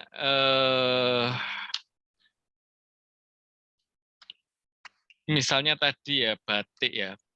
Misalnya tadi temen yang kerja, misalnya penjahit tadi. Iya, penjahit sehati. Mungkin karena teman-teman juga udah pada apa namanya? Kebayang gitu kan ya. Ya, kalau penjahit tadi bisa jadi kan setiap misalnya kita punya perusahaan penjahit ya, bisa jadi kan bagian potong patrun dengan bagian jahit dengan bagian ini itu berbeda. Tapi kalau misalnya kalian bisa economic of scope dengan infrastruktur yang satu orang itu bisa mengerjakan 3, itu berarti kalian sedang melakukan economic of scope. Jadi dengan infrastruktur yang sama, kalian punya aktivitas yang berbeda. Oh, satu orang untuk berbagai ya. Iya, itu bisa satu orang, bisa satu Gedung. orang atau bisa satu mesin, Bu. Misalnya satu mesin nih. Kan misalnya tadi Ibu ceritakan tentang apa batik cap ya. Ya. Itu misalnya ada mesinnya ya. Batik mesin yang hanya bisa memproduksi satu motif batik dengan mesin yang bisa diganti capnya bisa memproduksi berbagai macam batik. Itu kan pasti lebih hemat yang bisa diganti-ganti. Ya. Nah, kalau kita ngomong bisa diganti-ganti itu berarti kita lagi melakukan economic of scope. Jadi semakin banyak kita bisa istilahnya bisa menjadikan satu. Jadi satu barang bisa membuat berbagai macam operasi itu biasanya lebih hemat. Itu economic of scope. Gitu. Iya. Atau tadi kalau misalnya apa ya, dapur kali ya, kalau dapur tadi ada yang misalnya kalau di restoran itu ini Bu, misalnya kalau di restoran ya, pelayannya bisa ngelayanin, habis catat pesanan, bisa ngasir juga, bisa masak, nah itu economic of scope. Gitu. tapi nanti asuransi kesehatan ya Pak.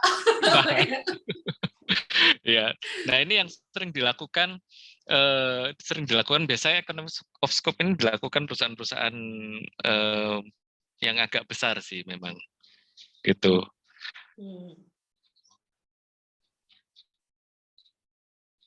Semoga kebayang ya teman-teman ya. Terus ada lagi yang namanya economic of scale. Economic of scale itu adalah kita akan semakin murah kalau kita memproduksi banyak. Itu economic of scale. Ya, kayak tadi yang awal-awal itu ya, apa tuh positif negatifnya limited edition apa, manufaktur apa. Gitu. Jadi teman-teman coba dibaca lagi. Nanti saya kasih ini aja ya. Ada satu, bentar, tak cariin, saya search ini, saya share di komen.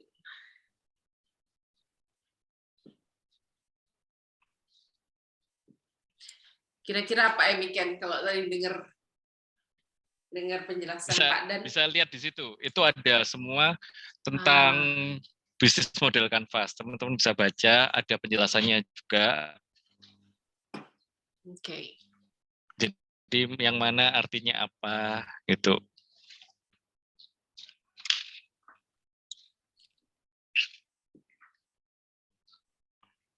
Terus apalagi nih yang susah dipahami dari bisnis model Canvas yang mana lagi teman-teman? Saya paham karena teman-teman kita paham ya, karena istilahnya itu kan banyak dan kayak apa ya, scary gitu ya, menakutkan gitu ya, kayak pinter banget sih ini kata-katanya.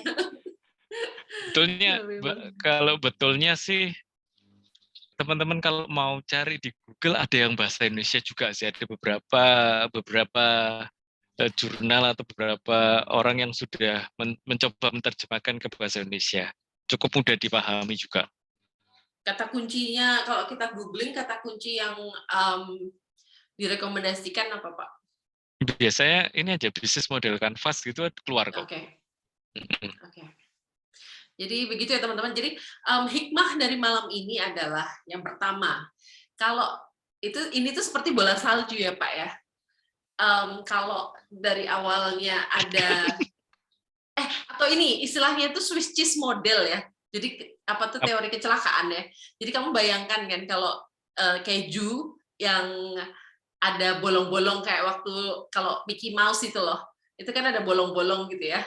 Kalau misalnya bolongnya itu nggak ditambal dari awal, itu tuh bisa nanti tuh jadi bencana gitu. Kalau nggak dibenerin dari awal, nanti tuh nambah bolong-bolong yang lain, akhirnya rongganya makin banyak, makin buruk gitu. Atau tuh jadi pastinya kan nanti pada akhirnya kan dijudge ya bagaimana customer melihat dan expert gitu ya melihat tadi ya visibility, desirability, terus ini memungkinkan apa tidak begitu ya.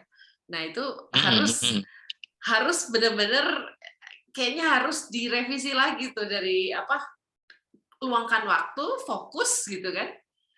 Coba kita lihat dari week 6 ya, setidaknya dari week 6 kemarin ya Pak ya, yang scamper ya. Iya, betul.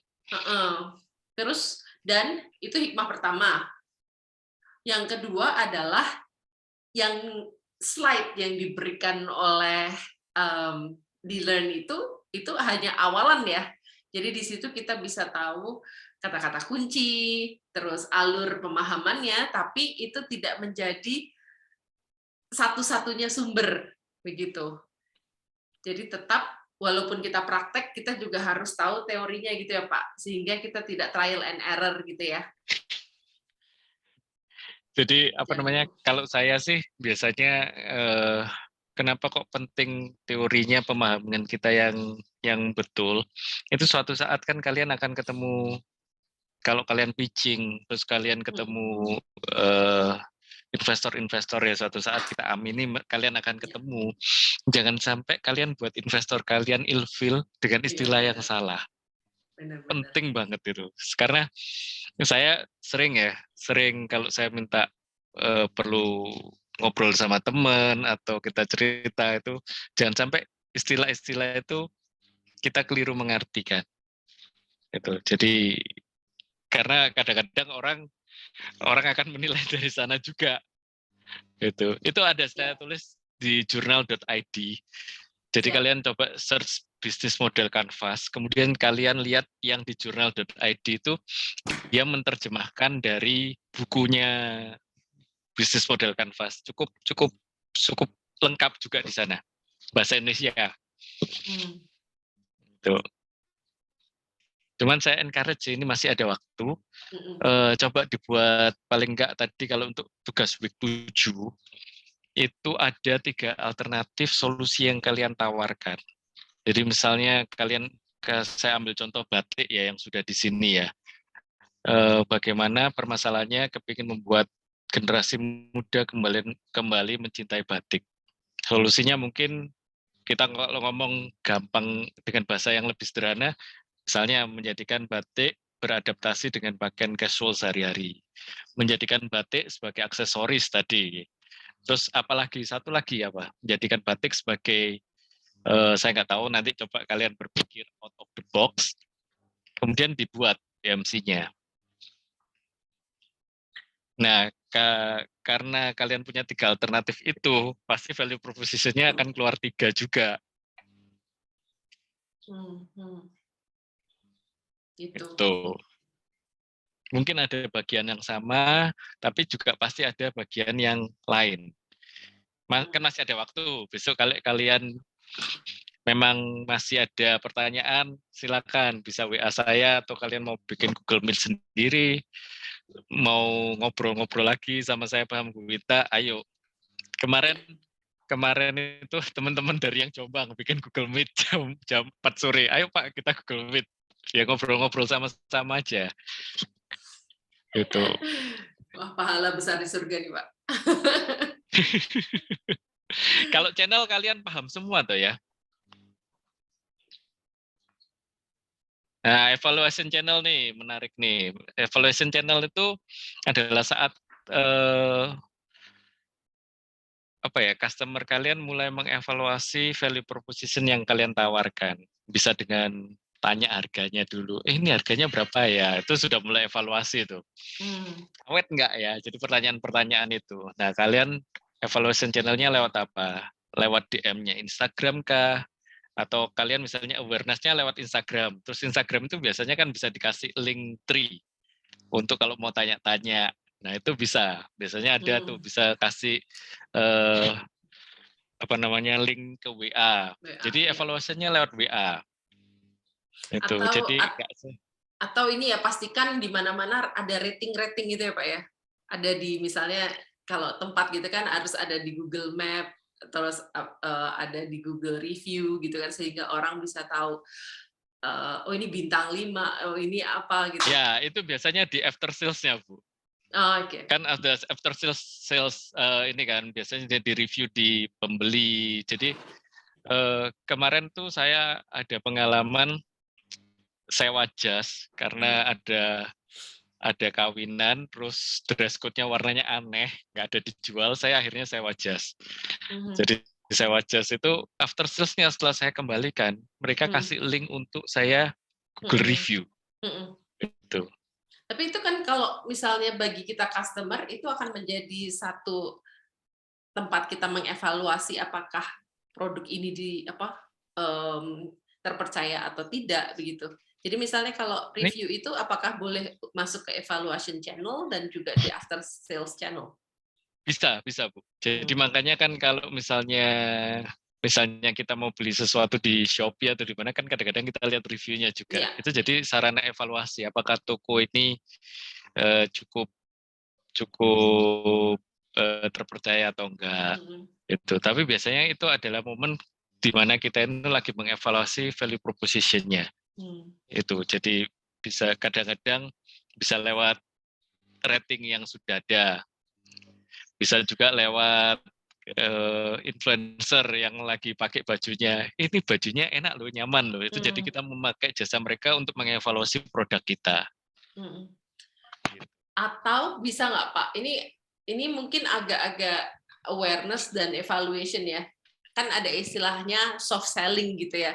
Kita via sosial media kita atau bikin ada podcast, jadi mengedukasi gitu, nggak langsung hard selling, tapi soft selling, sehingga saya sebagai customer, misalnya saya agak nggak yakin gitu ya, terus setelah melihat tadi, wah ini ternyata value-nya bagus banget ya, ini gue banget nih gitu, terus itu bisa menjadi evaluation channel juga nggak sebelum kita decide kan, oke, aku mau beli barang ini deh, berapapun harganya gitu.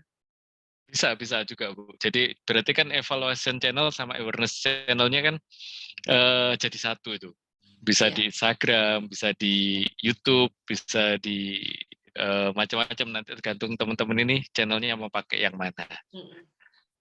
Terus purchasing channel itu kalau misalnya jadi satu di Instagram juga, berarti semua proses pembelian ya lewat Instagram.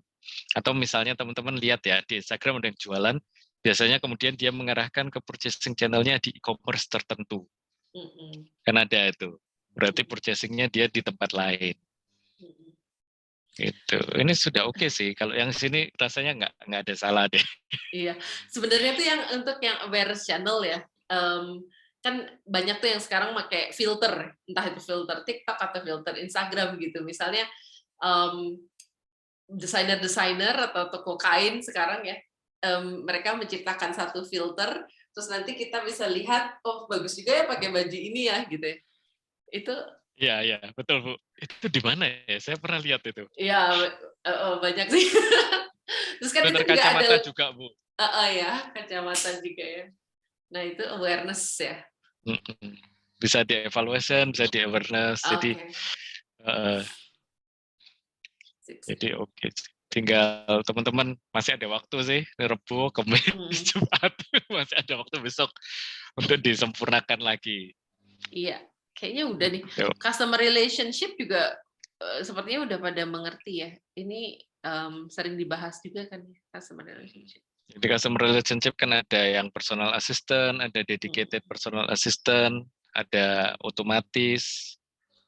Itu coba kalau yang di jurnal.id itu udah jelas Ibu. Ada semua, jadi definisinya apa aja udah ada.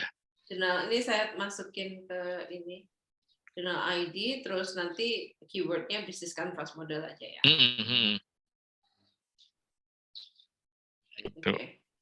Oke, teman-teman, ada lagi? Terima kasih sekali loh ini. Sudah. Jangan lupa ngopi. Oke, apakah untuk Elsa, ini apa sih ini? Ini maksudnya dari yang jual sejenis dengan produk yang sama dengan yang kita, Pak. Ini maksudnya Elsa boleh di open mic jelasin maksudnya pertanyaannya apa ini? Ini apa? Saya tanya yang tugas 7 itu kan tadi ada yang bisnis model canvas test yang ada judul BMC-nya, deskripsi solusi itu saya kurang paham Bu itu. Oh, mungkin dari contoh yang Pak dan tadi ya. Iya. Jadi kan tadi kalau judul BMC-nya kan ada, misalnya tadi udah dipilih 3. Nah, 3 itu ini salah ya ini ya. Jadi BMC-nya misalnya tadi substitute, terus combine atau apa, adapt gitu, terus dideskripsikan gitu ya Pak ya untuk deskripsi solusinya. Betul. Nah ini yang menarik ini Pak, dari yang tadi BMC itu, terus bagaimana akhirnya diperes menjadi deskripsi solusi, desirability, visibility, viability-nya nih Pak. Jadi misalnya kalian punya misalnya kalian ini, saya ambil contoh sambung ya. Sambung itu misalnya solusi pertama adalah adapt, jadi memodifikasi batik dengan pakaian casual.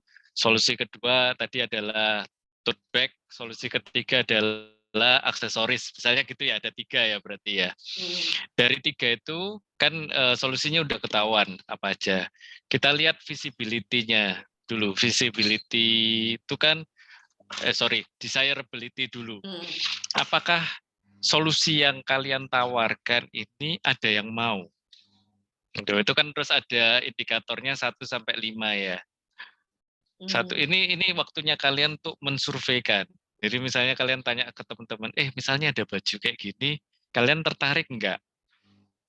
Misalnya ada scrunchie seperti ini, kalian tertarik pakai enggak?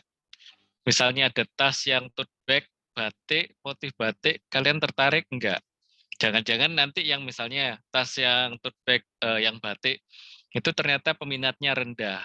Karena apa? Misalnya kalau batik mereka berpikiran ini cepat kotor, makanya mereka lebih suka tote bag yang mudah dicuci. Nah, itu yang kalian lakukan dari desirability level, sama alasannya kan ditulis.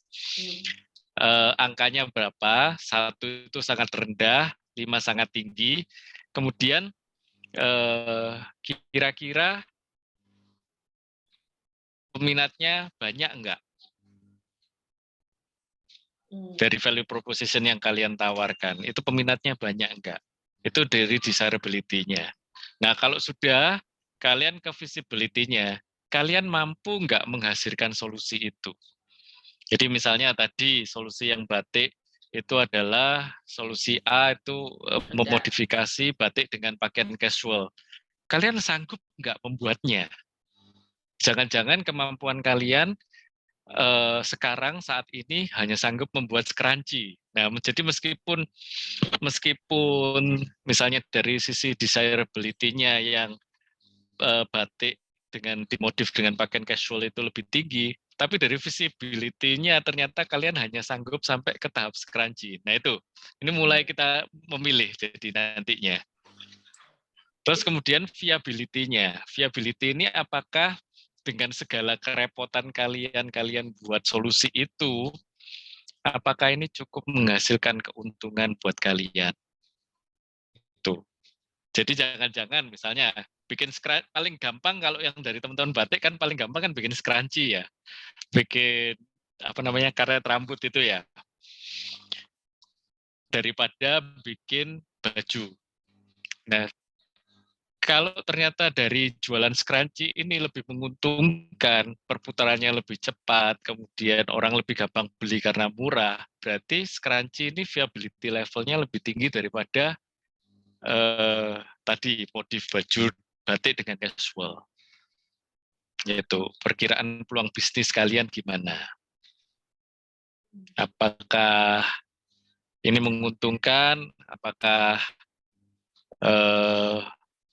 menghasilkan banyak profit enggak? Tuh.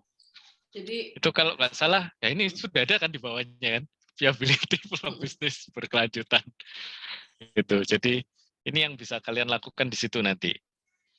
Jadi dari BMC itu, kalau kalian nanti berpikir lagi, berkreativitas lagi, ada 3 BMC, solusinya kan masing-masing berbeda.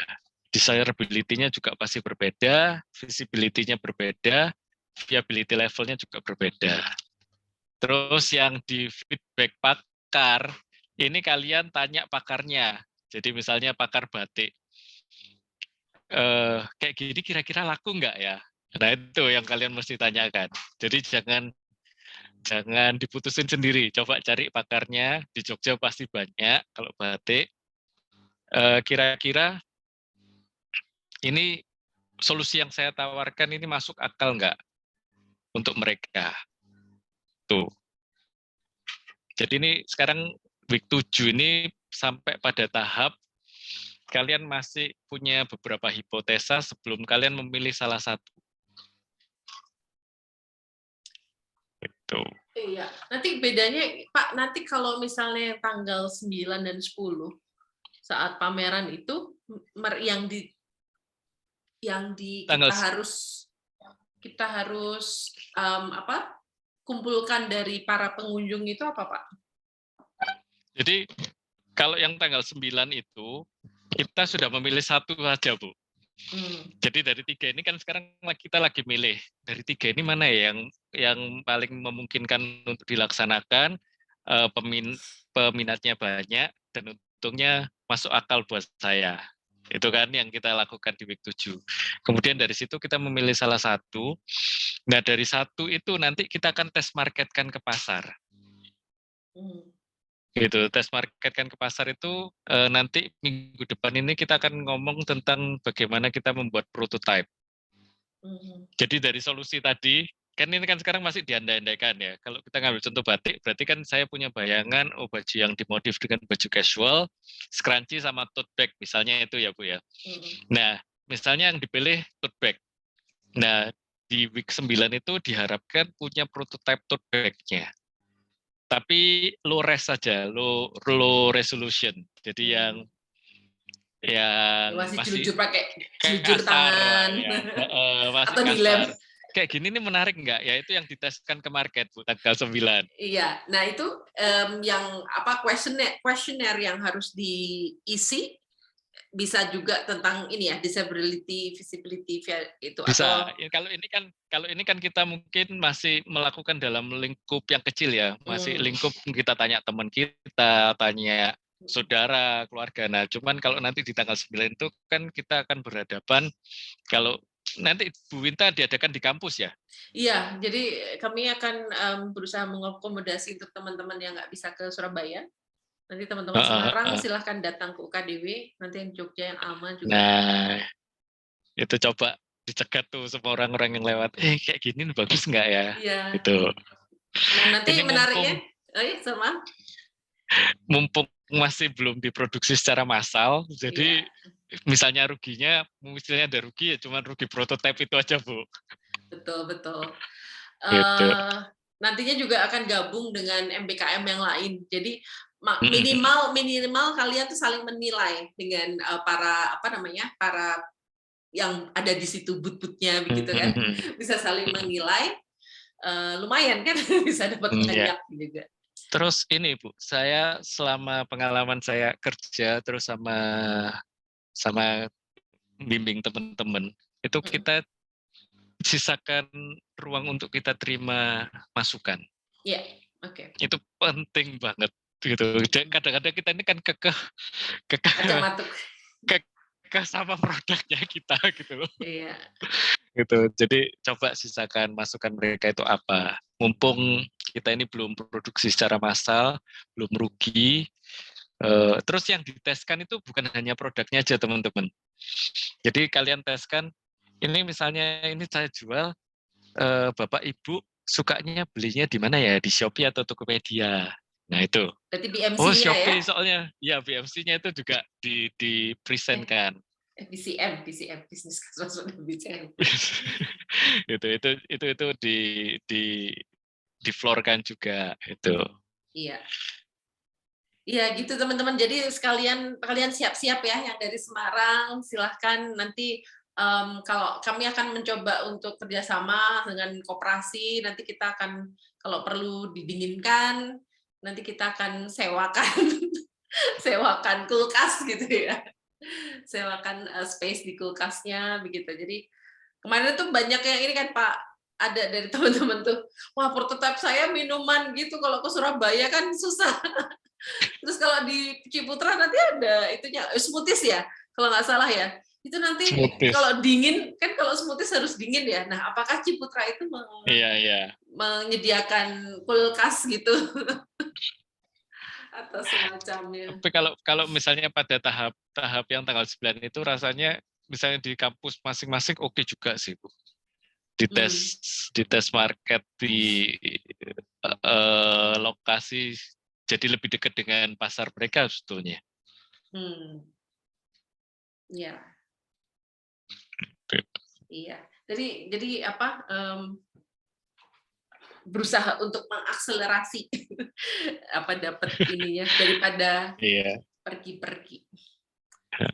Terus kalau saya lihat sih teman-teman WMK termasuk di kelas-kelas yang lain itu mereka itu punya nggak tahu sih teman-teman di sini takut nggak kalau nggak lulus. Ayo, ini ada lulusnya nggak sih? Iya, ada kan ya. Jadi mereka itu cenderung lebih ngambil solusi yang kira-kira berhasil. Oke. Itu padahal kalau menurut saya sih, saya nggak tahu sih. Kalau menurut saya, ya ini saatnya kita belajar. Gagal nggak apa-apa, asal tahu kenapa gagal. Betul. Itu. Namanya juga penelitian ya. Betul. Saya biasanya ngomong ke teman-teman di UC itu, saya nggak kepengen kamu menipu saya ngakunya sudah jualan. Mendingan kamu ngomong apa adanya, saya nggak laku Pak, karena saya kurang promosi misalnya. Itu lebih saya hargai daripada bikin catatan-catatan nggak jelas. Iya, betul. Karena lulus nggak lulusnya kan ini ya, dari proses panjang ini. Dari prosesnya sih.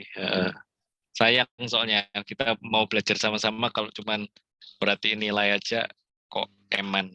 Dan dari teman-teman maksudnya Pak Dan juga ya, memanipulasi itu capek loh. Kalau nggak cerdas sekali pasti ketahuan gitu. Betul. Kalau nggak psycho. Kemarin tuh saya punya pengalaman mahasiswa saya di UC. Jadi dia bilang omsetnya itu ratusan juta dan sebagainya, kan fantastis ya Bu ya. Terus saya datengin tempatnya ternyata nggak ada yang kenal anak ini. Ya. Iya. Nah itu langsung nggak lulus itu. Jadi wow, parah itu. Jadi lebih baik belajarlah dari hal-hal kecil lah. Iya. Gitu. Setuju. Oke, ini saya stop share ya, teman-teman. Semoga malam yang bermanfaat malam ini. Terima kasih. Jadi silahkan segera dirombak-rombak, keluarkan pokoknya. Nanti kalau kalian mau kirim ke WA saya, Pak, ini udah betul nggak? Silakan. Jadi ini teman-teman yang ada beberapa teman-teman dari kelas kalian yang di bawahnya DPL lain ada yang kirim ke saya, Pak, ini yang tadi saya share itu salah satunya, gitu. Iya. Gitu. Nanti kita kerjain sama-sama.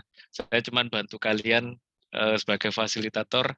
Saya sharing apa yang saya sudah tahu duluan itu aja sih. Bukan berarti saya lebih ahli. Kebetulan saya nyemplung duluan. Iya, dan makan asam garam lebih banyak sampai Iya, kembung. betul. Iya. Gitu, Bu. Oke, terima kasih sekali kalau begitu. Ya, terima kasih sekali Pak Dan untuk kesediaannya, sangat berarti sekali. Teman-teman yang sudah hadir di sini, terima kasih. Sangat salut dengan semangat belajarnya. Semoga lancar, sehat selalu untuk revisinya, deadline besok ya. Terus apa lagi ya? Ya, begitu saja deh. Udah malam juga. Iya, iya. Ada yang mau ngomong? Pak, boleh bertanya? Oh, Vina ya. Silakan, Vina. Ini sebenarnya mengenai logbook sih, Pak. Oh, kalau logbook sama iya. Bu Winta. Nganu, Kak Fania ya? Saya juga Kak Fania. paham. Kak Fania. Ini ada masalah teknis loh, Pak. Apa namanya? Tidak bisa mengisi ya, Vina ya? Yang hilang semua itu ya, Bu kan, ya? Iya, katanya. Jadi misalkan kita kan ngisi nih, Pak. Udah ngisi hasil penelitian juga penjelasannya. Nah, itu ketika kita submit itu hilang sendiri lah, tulisannya kok belum diisi, diulang beberapa kali kayak gitu terus. Nah, itu apanya kayak gitu. Ini yang logbook ya, Vina ya? Iya, logbooknya, Pak. Coba besok saya tanyakan ya ke UC ya, karena saya sendiri saya nggak punya akses logbook, jadi logbook itu cuma dipegang DPL sama kalian. Iya. Kebetulan beberapa anak sudah lancar, tapi ada mayoritas sudah lancar. Cuman ada beberapa anak yang khususnya yang Semarangan ya, yang di Semarang ini malahan dapat apesnya ini. Gitu. Coba saya tanyakan sih, saya lempar ke grup besar sih nanti. Iya, pastikan berdoa dulu ya sebelum mengisi juga. Amal ibadah. Oke, terima kasih Vina. Selamat malam semuanya dan sehat selalu. Sampai jumpa. Sampai jumpa. Bye. Terima kasih Pak Daniel. Terima kasih ya teman-teman. Semangat.